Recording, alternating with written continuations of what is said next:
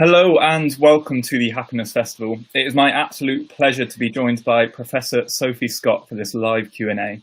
Sophie is a professor of cognitive neuroscience and a speech communication leader at the University of College in London. Sophie, we've just watched your talk on why laughter is funny, which genuinely had me laughing out loud on more than one occasion.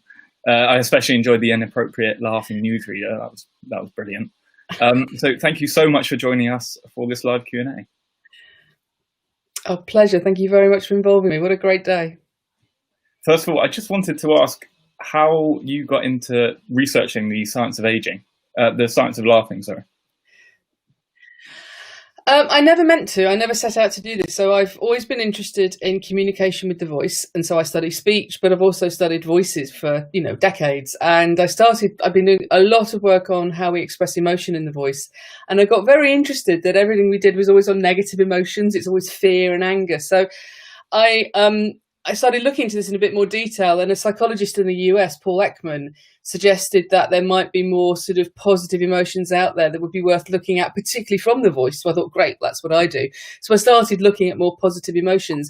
And as soon as you do that, you run into laughter. And as soon as you run into laughter, you just realize it's extraordinary. It's everywhere. It's universally recognized. To be boringly technical, you can do a lot of things to sounds to take out their meaning. And it's actually very hard to do that with laughter. If there's that amplitude, that ha, ha, ha shape to the sound, people hear laughter. And it appears so early in our life, and it's found in other animals as well. So it's everywhere you look, it's sort of very interesting. And there's hardly any work on it. So we just started doing a lot more work on laughter because it was interesting and because it was there. And then you realize, of course, it's actually very nuanced, important behavior as well. So it's got this, it brings you all the way back around to communication, one of the more important communication behaviors that we do. Oh yeah, I definitely think it's underappreciated in that sort of bracket. So I'll jump straight into the live questions from our viewers. And if anyone has any questions who's watching on any platform, please comment in the comment section and I'll read out your question. So the first one we have is from Lilana Chung. What is your most favourite and least favourite accent and why? Do you think that some accents make you funnier than others? Well, it's certainly, if you're in the UK, we're kind of obsessed with accents. We tend to have very strong feelings about accents. And normally our reactions to accents tell you more about us than it does about the actual voices. So I grew up in the north of England. I grew up in the northwest of England, a town called Blackburn, and I'm deeply fond of Lancastrian accents. Those are the ones that I find amusing, most funny. And certainly there is quite a famous comedian in the UK, Lee Mack, who's lived in a few different places. And for a while he lived in Blackburn. And he says he does comedy in a Blackburn accent because it's the funniest accent. So that's maybe two people think that. But I think it tends to be a very personal thing, and it's to do with your experience and your affection. That's where I grew up. I'm affectionate towards that accent. So I think there's no rule about this. You won't find one accent everybody agrees is funny and everybody else, or one accent that nobody thinks is funny. So I think that's probably the way to think about it. And it's like anything with humour. It always kind of comes back to social stuff, just like laughter. Amazing. And so for our next question from Caitlin Crosby, do you think AI will ever be able to create great comedy?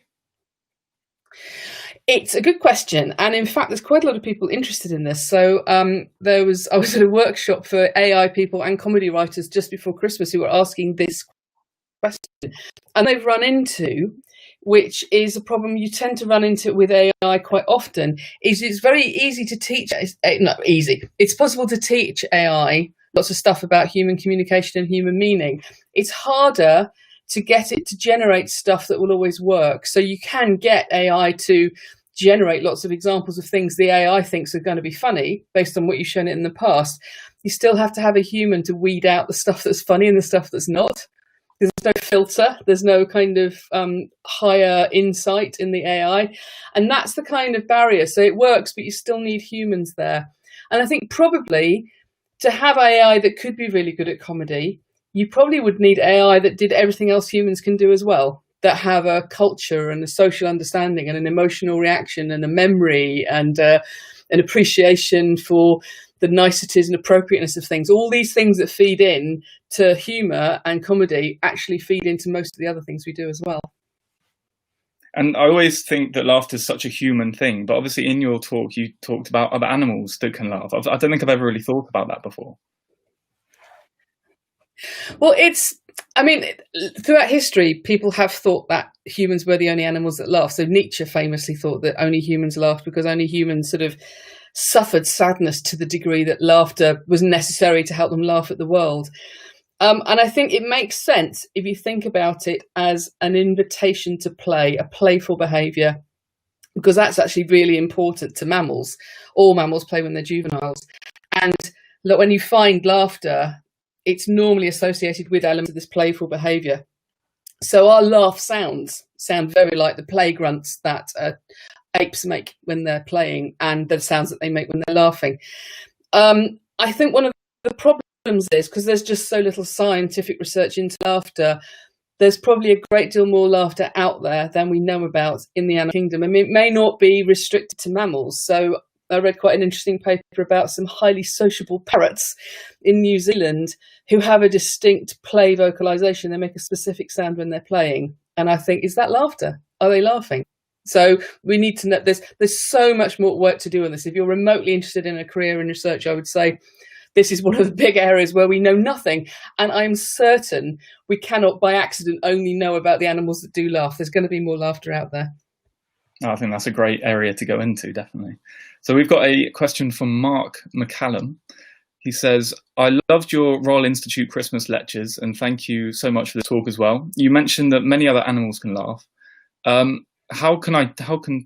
just been talking about it. How can you tell when your dog or birds are laughing? Is there a certain noise that animals make? Well, I think there's two things. So first of all, it's context.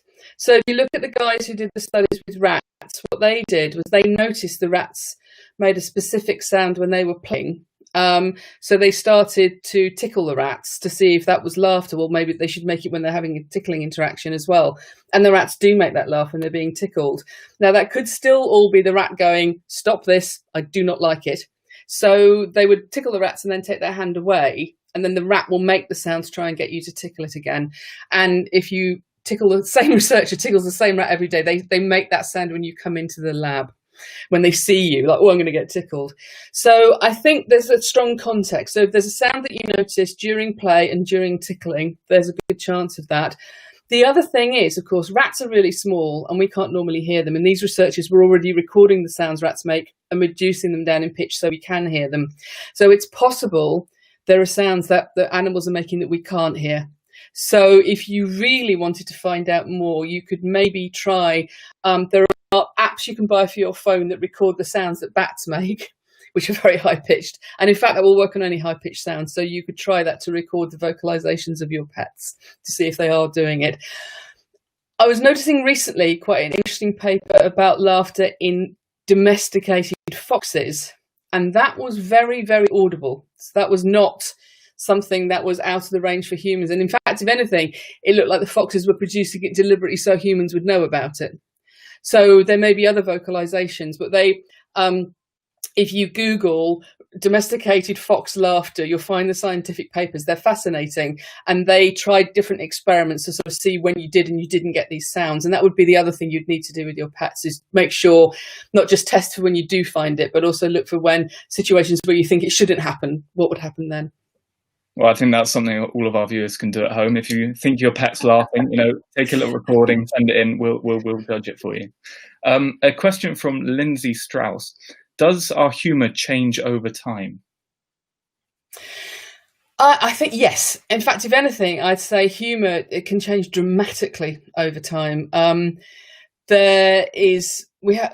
long as we find examples of humans making marks on the world and sort of committing things, writing down stuff down in human history, when writing appears, you immediately find examples of humour. So as soon as you get humans, I suspect you get humour.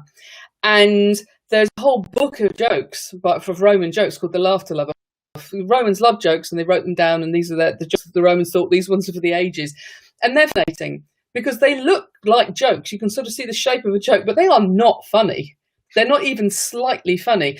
And that's because everything about them in terms of their cultural meaning has changed for us. So, for example, they joke a lot about crucifixion. I mean, like to a distressing degree, and not something that we in our culture 2,000 years later really have a mood, I think, necessarily to find funny.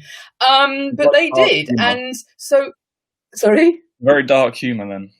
Very, very dark humour. Yeah. And of course, we still find dark humour. We still do that. But that specific reference isn't something that you'd find. And in fact, you get this all the time. So you get this kind of, the only thing that's true about humour and comedy is there's no one thing that over time and over place is always funny for everybody.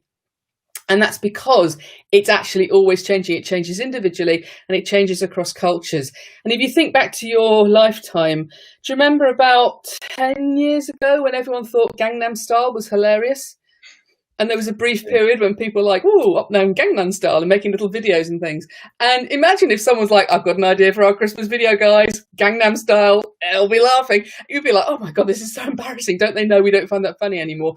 And that's always happening. You know, some stuff lasts longer than others, and that tends to be because it's influential.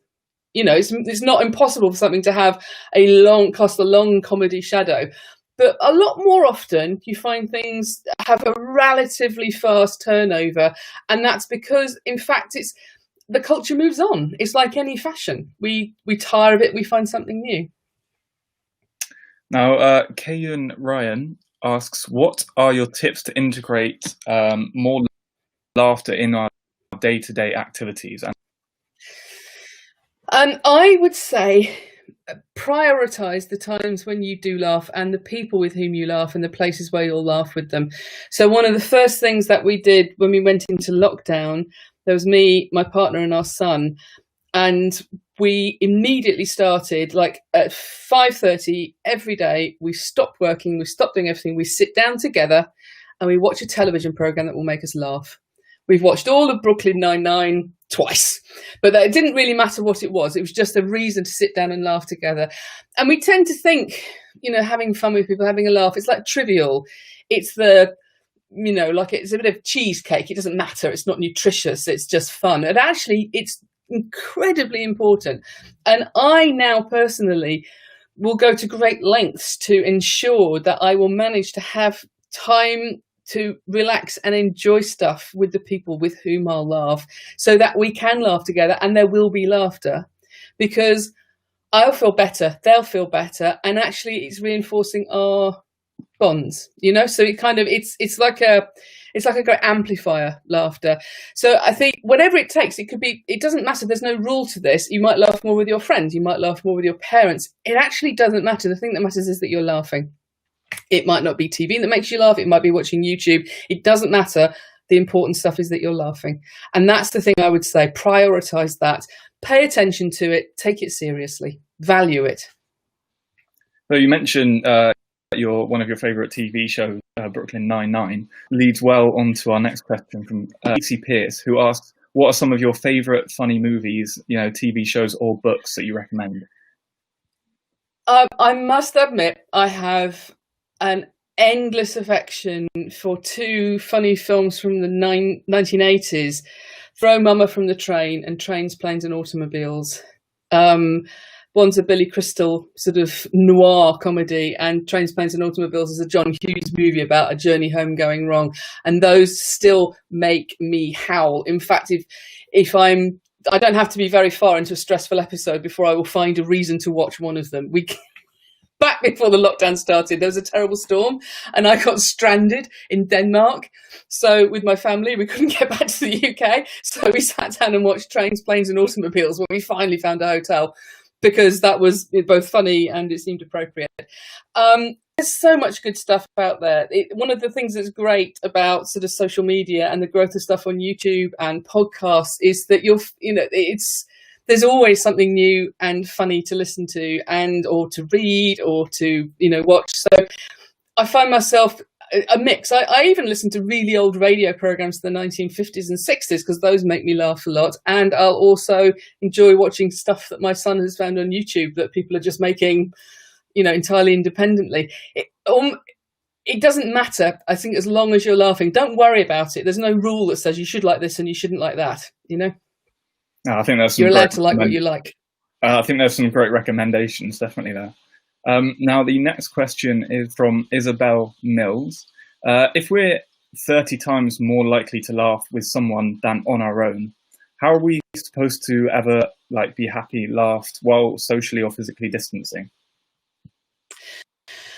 Well, it's a good question. And one of the things that I think you can do is try and increase the sense that you're with people.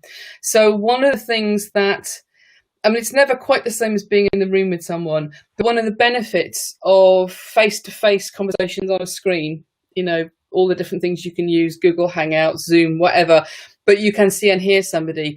The evidence is that you will laugh more than if you could just hear them or you're just texting. Now, you know what, texting, emails, you'll still laugh a bit. On the phone, you'll still laugh a bit, but you laugh more and it's like the more social information you add in, the more laughter there will be.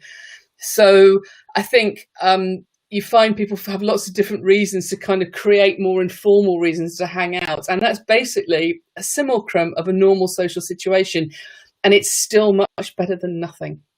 So again, take it seriously, try it, try and find different platforms. You know, one of the things I and several friends I've noticed doing is kind of sit and watch a film virtually with someone. You're not together. You're watching the film at the same time and just texting each other as things happen, as it's going on in real time. And actually it's not quite the same as watching it with them, but it's nearly there. You're sharing that experience. I think it's all a learning curve for everyone, isn't it? This whole physical distancing. It has been a fast learning curve. Jack Sylvester asks, why is laughing contagious? Laughter is contagious, probably because we learn to laugh contagiously. The contagious behaviours are really interesting. There's a psychologist called Robert Provine who sadly died last year in the US, and he did a lot of research into laughter, and he was interested in it because of its contagion. It's the only contagious behaviour. Coughing can be contagious. Yawning can be highly contagious. Blinking, extremely contagious. Scratching, that can be contagious. And one of the things that's really interesting is we learn to do. So if you look at a baby, think only when they need to moisturise their eyes. They do not laugh when someone else laughs. They do not yawn when someone else yawns. And effectively, we teach babies and toddlers and children to do this contagious behaviour because it's part of this really important social bonding. So for all contagious behaviours, including laughing, but also yawning and scratching and coughing and blinking, you find you're much more likely to do it with someone you know than someone you don't know. So you're much more likely to catch a yawn or a laugh from someone you know than someone you don't. And it seems to be a basic affiliative sign. You're showing that you have something in common with this person when you catch a yawn from them or catch a laugh from them. Now, it's not impossible to catch it from a stranger, but you're much more likely to catch it from someone you have some existing relationship with. So it's like a sort of confirmation, like we're sort of similar in many ways. Very interesting. Exactly. So we don't, other animals do it as well. And it's very common actually throughout nature for animals just to ping this stuff back and forth. I got, you know, you're there. I got you. And it feels like almost irritatingly simple as an explanation. But when you think about it, it's really powerful. You're just saying, yeah, I've got you. We're here. I'm with you. We're okay. And you don't need to say anything or do anything. You're just mirroring each other's behaviour back. And in fact, you often don't even notice that it's happened, but it's working. Now, Amelia Lily Case asks, are you currently conducting research, or do you know of research that studies the impact of being happy, enjoying oneself and laughing on things like chronic disease like diabetes or health disease or dementia? I'm not. I think there's a growing interest in this area. We're coming to realise that the way that we've ignored positive emotional experiences in psychology and neuroscience generally means we've really missed a trick, because we haven't been able to address the things that are really important factors in people's lives and maybe really important sort of ameliorative factors in people's lives. So the example of laughter is very interesting. Laughter clearly is a very powerful way for people in situations where they have a close link with someone to together deal with stressful situations. Now, we know from the work of Robert Levinson, who's looked at this. He was comparing couples. He was doing this longitudinal study of couples, looking how they dealt with stress. The couples who dealt with stress, he also identified couples. So everyone's getting stressed. Some couples did this by laughing and smiling and getting on top of the stress that way. Some couples deal with the stress by just like closing it down, passive aggressive, just don't talk about it. Some couples deal with stress with aggression. And what he found was there are health differences associated with this. So the people who dealt with the stress with positive emotion like laughter were healthier than the other two groups. The people, it sounds almost too textbook, but the people who were dealing with stress with passive aggression, so just closing stuff down, tended to have more musculoskeletal problems like back problems. And the people who dealt with it with aggression had more heart problems. So it really does suggest that actually the way that you manage emotional states can have big knock-on effects on your health. Now, you don't know the direction of causality there, but the association is apparently there. And it certainly suggests, may not even be that laughter is good for you, but it is the better way of being good for you than the other stuff that's bad for you. So not being able to get on top of your emotions, not being able to deal with the stress, which laughter lets you do, is the stuff that's bad for you. And I think that's probably one of the things that's interesting about laughter, is it's always very hard to take laughter out of the social setting where you find it and say, what's actually the benefit? Is it the laughter on its own, or is it the social environment where you will laugh? Because the interesting thing about Levinson's work is the laughter only works if both members of the couple laugh. If one person doesn't laugh, then no one feels better. So it's not enough that there's laughter. You have to be able to share that. So there's the social part of it as well. So I think it makes it difficult, but then that also makes it probably where a lot of the power comes from. So I think we need to have a lot more research into this. Very nice. And so the next question is from Anna Timonen. I'm from Finland. We are famously humorless people. How do you change cultural ideas of humour and what is considered funny? And also, how gothy are you allowed to be? How what? Sorry. How? I think that's meant to say how. It says gothy. Maybe I'm not sure. Gobby. Are you allowed to be? I'm not sure on that one. Well, I think it's very interesting. There are big stereotypes about different cultures and the sort of stuff they find funny. I'm surprised about the Finnish people because I can remember reading that Finnish people have very similar sense of humour to British people. Monty Python famously was very popular in Finland before it was popular anywhere else other than Great Britain. But I think that there are big cultural differences in how appropriate laughter is and the places where you wouldn't do it and where it would be rude or inappropriate or silly. Every culture has rules about this. But when you get home and you're in different situations, you tend to find everybody laughs quite a lot. So I think there's partly we have cultural stereotypes, but actually probably people do laugh more than you think. But also, there simply are very big cultural differences in what people find funny. I mean, you're going to find this unbelievable, but somebody actually did a scientific study proving that Australian people do not find French jokes funny. And French people do not find Australian jokes funny. And it's because the jokes are about different stuff.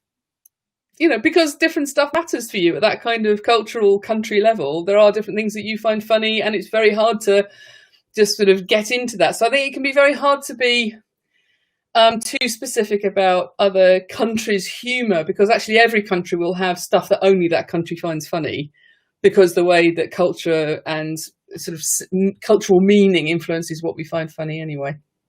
So all the Finnish people I know are hilarious. So.